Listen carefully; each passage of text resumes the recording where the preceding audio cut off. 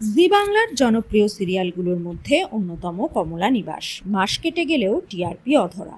মাঝে শোনা গেছিল টিআরপি আবার ফিরতে চলেছে, তাই নতুন উদ্যমে কাজ আরম্ভ করেছেন নির্মাতারা। শুটিং চলছে। এখনো টিআরপি ফেরার কোনো লক্ষণ নেই। কিছুদিনের মধ্যেই জনপ্রিয়তা অর্জন করেছিল কমলা নিবাস।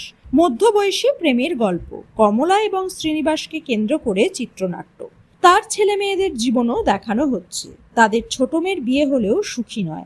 মেজ মেয়ে পল্লবীর কুষ্ঠিতে সমস্যার জন্য বিয়ে হচ্ছে না। চাকরি পরিবার নিয়েই সময় কাটে তার। প্রেম যে একেবারে অধরা তা নয়। আদিত্য পল্লবীকে ভালোবাসে। প্রথমে পল্লবী পাত্তা না দিলেও ভালোবাসার জাল বুনছে তাদের মধ্যে। এখানেই আসছে টুইস্ট। তৃতীয় ব্যক্তি ছাড়া যেন সিরিয়াল জমে না। পল্লবী আদিত্যর মধ্যে তৃতীয় ব্যক্তি হয়ে আসছেন স্টার জলসার কথা খ্যাত অভিকা মালাকার। ইতিমধ্যে কথা ছাড়াও ইরাবতীর চুপকথা, গৌরী এলোতে অভিনয় করেছেন। মেঘ বৃষ্টির মলাট সিনেমাতেও ছিলেন।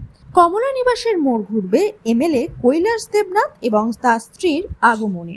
রেজাল্টের চাপ না থাকলেও নির্মাতারা যে কোমর বেঁধে পরিশ্রম করছেন তা প্রতিটা পর্বেই প্রমাণিত।